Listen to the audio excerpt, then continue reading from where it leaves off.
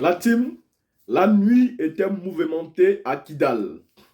Vous savez, la MINUSMA essaie de tout faire pour déstabiliser le gouvernement du Mali. Ouais, tout est mis en œuvre pour ça. Nous avons aujourd'hui tous les éléments qui démontrent que la MINUSMA a toujours travaillé pour le compte des terroristes. Aujourd'hui, elle met des stratégies en place. Elle fait des plans en toute coordination avec les terroristes pour déstabiliser le gouvernement du Mali.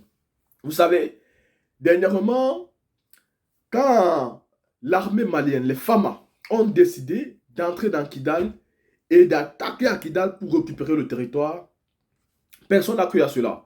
Nous avons même vu sur nos chaînes ici beaucoup de personnes qui disaient ah, combien de fois on dit que vous partez à Kidal, vous ne faites rien, ça n'arrive jamais. Mais les frappes qui ont été données à Kidal ont démontré à plusieurs que cette fois-ci était la fois différente et que l'armée malienne était bien décidée à récupérer le territoire de Kidal.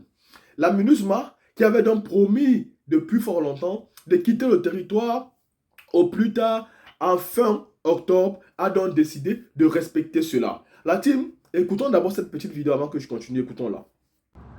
Sous le soleil du petit matin, plus d'une centaine de véhicules blancs. 4x4, blindés, camions. Dès l'aube, vers 6 heures, les véhicules de la MINUSMA se sont mis en convoi aux portes de Kidal. Au vu de l'ampleur de l'opération, il faudra encore 3 heures pour que la mission des Nations Unies achève son évacuation de la grande ville du nord du Mali. Direction, dans un premier temps, Gao, à 350 km au sud. On va regagner notre pays. C'est les Mali qui va s'attaquer, qui va prendre les sécurités de leur population. Nous avons terminé pour la mission de la MINUSMA. Pour les soldats tchadiens, guinéens et égyptiens, c'est une longue et difficile route qui commence. Au moins 5 jours dans le désert avec des risques d'attaque. Mais la MINUSMA a tenu son pari de quitter Kidal fin octobre, en avance sur son calendrier, réagissant à la dégradation de la situation sécuritaire dans le nord.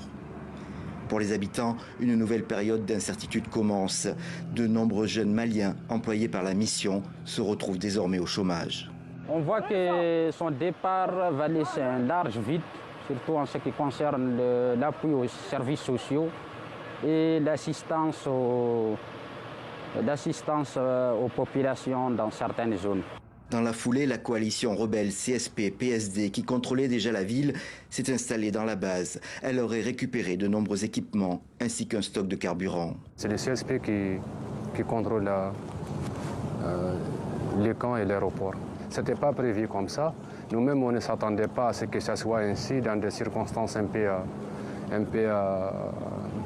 risquées pour la MINUSMA. Et ça, nous le regrettons vraiment. La MINUSMA devait remettre ses camps aux autorités maliennes. Mais pour accélérer ses opérations, elle s'affranchit maintenant de cette obligation.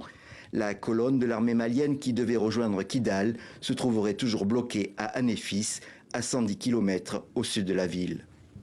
Quand vous écoutez cette petite vidéo, vous comprenez avec moi, c'est TVC Monde, hein? Vous comprenez avec moi qu'elle avait décidé de quitter à la fin du mois d'octobre. Cela est respecté parce qu'elle est en train de quitter en fin octobre, début novembre. Mais seulement, comment elle décide de quitter? Elle devait quitter Kidal avec l'approbation du gouvernement malien et en suivant les instructions du gouvernement malien et en sachant aussi vers quel canal elle allait quitter. Mais seulement, elle quitte Kidal avec l'accord des terroristes. Ça veut dire que la MINUSMA aujourd'hui dit et démontre qu'elle reconnaît Kidal comme un État souverain. Ça veut dire que la Zawad, dont eux ils ont des drapeaux et tout, la MINUSMA reconnaît la Zawad comme un État indépendant. Est-ce que vous comprenez ce que ça signifie? Ça signifie qu'aujourd'hui, elle n'était pas à Kidal au compte du Mali. Elle était à Kidal au compte de la Zawad. Elle n'a jamais été à Kidal au compte du gouvernement du Mali, mais elle a toujours été à Kidal au compte des terroristes. C'est pourquoi aujourd'hui, quand elle décide de quitter, elle de quitter avec l'accord du gouvernement. Elle de suivre les instructions du gouvernement. Elle de quitter avec le même calendrier du gouvernement. Elle décide de quitter avec le calendrier des terroristes. Mais pourquoi en réalité? Parce qu'elle est en train de piéger. Elle est en train de piéger le régime d'Assimi Goïta. Elle veut créer une confrontation énorme et qui nous prouve même qu'elle est en train de partir. Qui ne nous prouve pas qu'elle est juste en train de mettre un guet-apens au gouvernement du Mali. Que si jamais il tombe, on va comprendre aujourd'hui que le gouvernement est en train de tuer des civils. Parce que laissez-moi vous dire, si la MINUSMA voulait vraiment quitter dans la paix, dans toute la tranquillité, dans la concorde, Je pense qu'elle devait suivre les instructions du gouvernement. Quand vous êtes quand même dans le pays d'autrui, il y a quand même un gouvernement qui a des lois. Et c'est ce gouvernement que vous devez suivre. Mais quand vous mettez du côté des rebelles, quand vous mettez du côté des terroristes, et vous dites que non, pour nous, le gouvernement n'existe pas. Ce sont les terroristes qui existent. Alors, nous allons suivre les instructions des terroristes. Et c'est avec ça que nous allons quitter le territoire. Je pense qu'il est clair que vous n'avez jamais été là pour ce gouvernement, mais plutôt pour les terroristes. La team, nous allons écouter ici comme dernière vidéo, la vidéo de Cheikh Oumar Keïta, qui vous explique pourquoi la MINUSMA a fait cela. Quel était l'objectif recherché et est-ce que cet objectif-là sera atteint ou alors les FAMA vont déjouer tout ça parce qu'ils ont su anticiper ça depuis fort longtemps. Regardons le team. N'oubliez pas, le premier plan de la MINUSMA, c'était de faire tout pour ne pas que la MINUSMA quitte le Mali.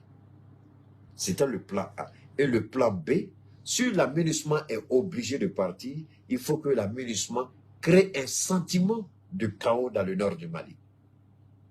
À travers la communication et à travers les départs précipités. Et actuellement, c'est la communication qu'ils ont commencé. Le sentiment d'insécurité. Ils ont fait des communications là-dessus. Alors l'État du Mali dit, il n'y a pas de problème, on va vous accorder les autorisations, mais en fonction du calendrier que nous avons. La MINUSMA essaie de forcer, l'État du Mali dit non.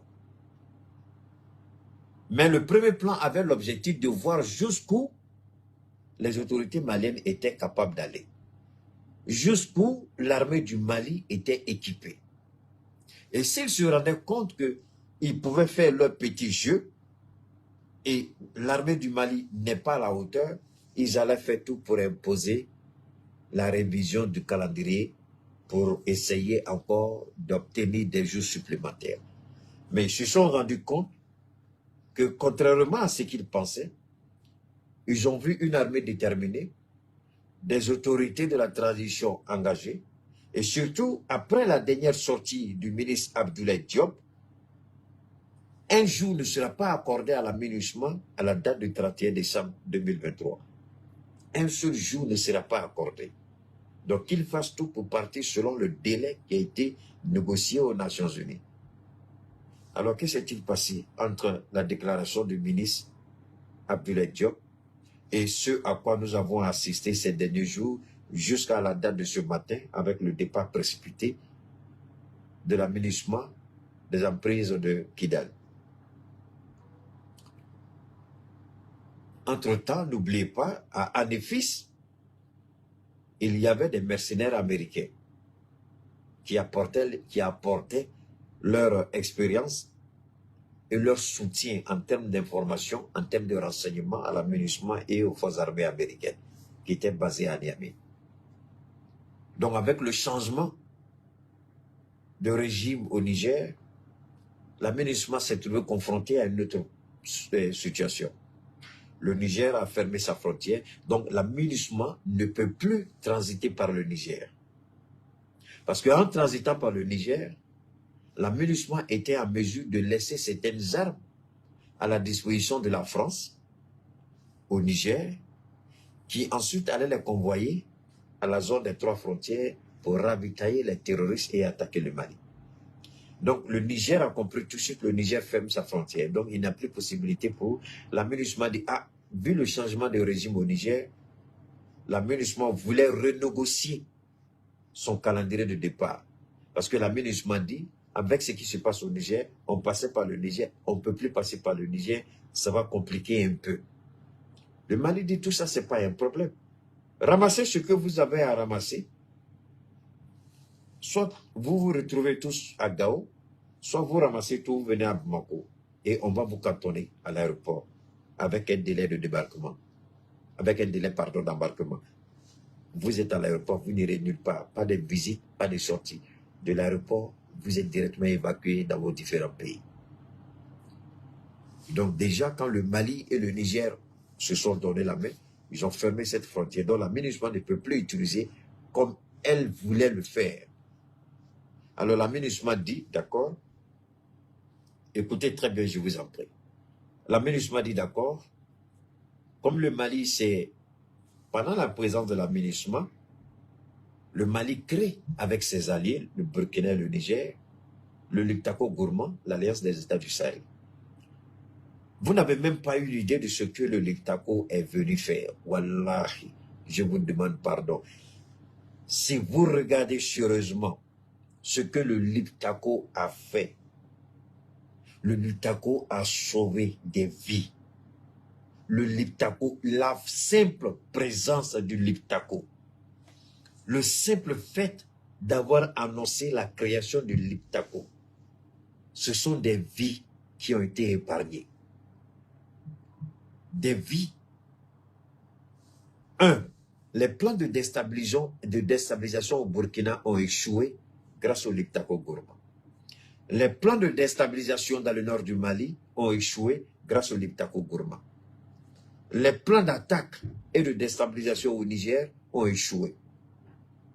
Donc dans tous les 3 pays, et avec surtout, je vous en prie, écoutez très bien, avec surtout, ces temps-ci, la collaboration et la synergie d'action entre les forces armées de l'air, du Mali, du Burkina et du Niger, la coopération militaire des 3 États, c'est quelque chose que l'Afrique n'avait jamais expérimenté depuis la création de l'Afrique en tant qu'entité politique, en tant que continent africain.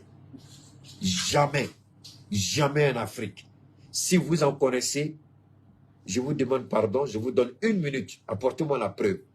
Je n'ai pas dit en Afrique de l'Ouest, je dis en Afrique, du nord jusqu'au sud, de l'est à l'ouest, sur toute l'étendue du territoire africain. Si vous avez vu ce que le Liptako Gourma, ne me parlez pas de la CEDEAO parce que ça c'est une merde.